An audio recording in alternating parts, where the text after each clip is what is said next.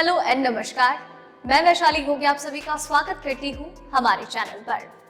दोस्तों, कोरोना महामारी अभी भी हमारी दुनिया भर में बनी हुई है और साथ ही में पूरी दुनिया की ओर से कोरोना के खिलाफ एक जंग लड़ी जा रही है। लेकिन कोरोना एक ऐसा दुश्मन सामने आ चुका है जो कि लगातार हमारी सेना को यानी कि हमारी वैक्सीन और हमारे वैज्ञानिकों को परेशान करने के लिए बार बार में रूप बदल रहा है। और इसके अलावा वैक्सीनेशन के साथ ही और भी बहुत सारी खबरें आ रही हैं, जैसे कि बच्चों के लिए वैक्सीन बनाना, वैक्सीनेशन के बाद और नई नई बीमारियों का उत्पन्न होना और इस तरीके की और भी ऐसी कई सारी खबरें हैं जो कभी हमें संतुष्टि देती हैं तो कभी हमारी टेंशन बढ़ा देती हैं। और इतनी सारी खबरों में से मैं आपको बताने वाली हूँ 5 महत्वपूर्ण खबरें। अब चलिए दोस्तों, आज की टॉप 5 खबरों की ओर बढ़ते हैं। सबसे पहले बात करेंगे भारत में कोरोना केसेस पर। देश में पिछले 24 घंटे में सामने आए 12,993 केस, 108 की मौत।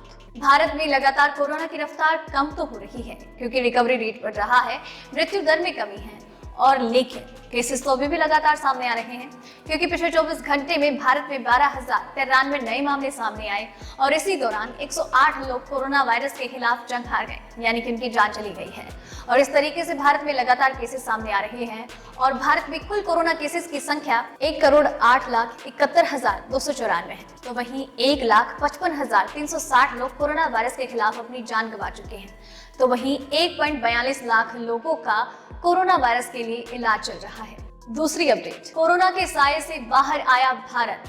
पिछले एक हफ्ते में 600 जिलों में नहीं मिली एक भी कोई मौत। भारत में कोरोना वायरस में लगातार कमी देखने को मिल रही है। पिछले एक हफ्ते में भारत में बहुत ही कम मौत देखने को मिली है।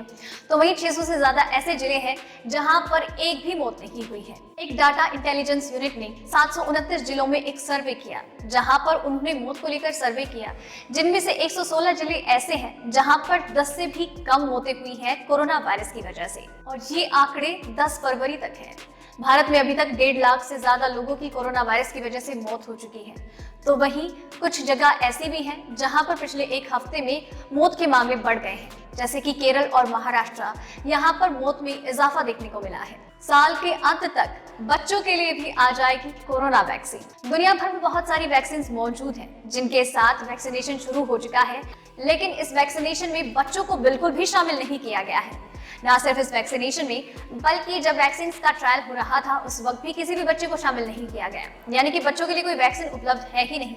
अब ऐसे में ब्रिटेन के एक्सपर्ट्स का कहना यह है कि साल 2021 के अंत तक बच्चों के लिए भी एक वैक्सीन उपलब्ध होगी, क्योंकि वैज्ञानिक अब बच्चों के लिए वैक्सीन बनाने में जुट गए हैं और ये वैक्सीन 18 साल से कम उम्र के बच्चों के लिए उपलब्ध होगी, क्योंकि हाल फिलहाल में केवल 18 साल से ज्यादा उम्र के लोगों को ही ये टीका लगाया जा रहा है। वैक्सीन के ट्रायल के दौरान बच्चों को टीका लगाने की अनुमति नहीं थी, क्योंकि ये बिल्कुल भी अंदाजा नहीं था कि कोरोना के खिलाफ बच्चों पर ये वैक्सीन किस तरीके से प्रभाव दिखाएगी।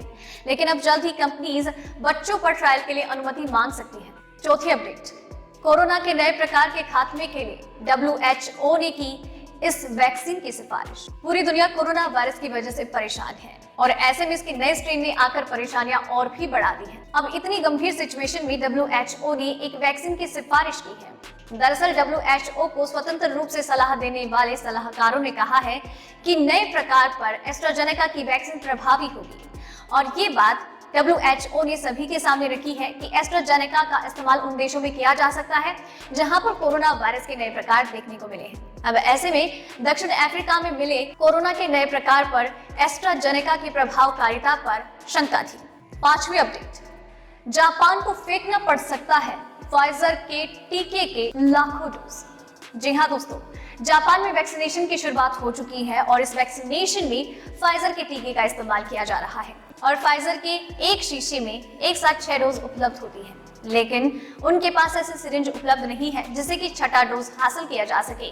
इसकी वजह से कई लाखों डोज वेस्ट हो रहे हैं और इन्हीं डोजेस को जापान की सरकार फेंकने वाली है।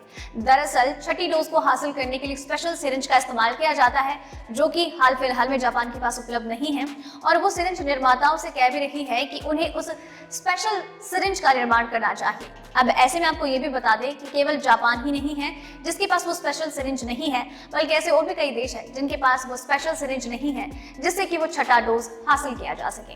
तो दोस्तों, ये थी आज की टॉप 5 खबरें। उम्मीद करती हूँ आपको पसंद आई होगी और आपके लिए इसी तरीके से हर रोज हर बार हर रात 8 बजे कोरोना वायरस और उसकी वैक्सीनेशन से जुड़ी खबरें लेकर आती रहूंगी। आप बस चैनल के साथ बने रहिए और चैनल को सब्सक्राइब कर लीजिए। धन्यवाद।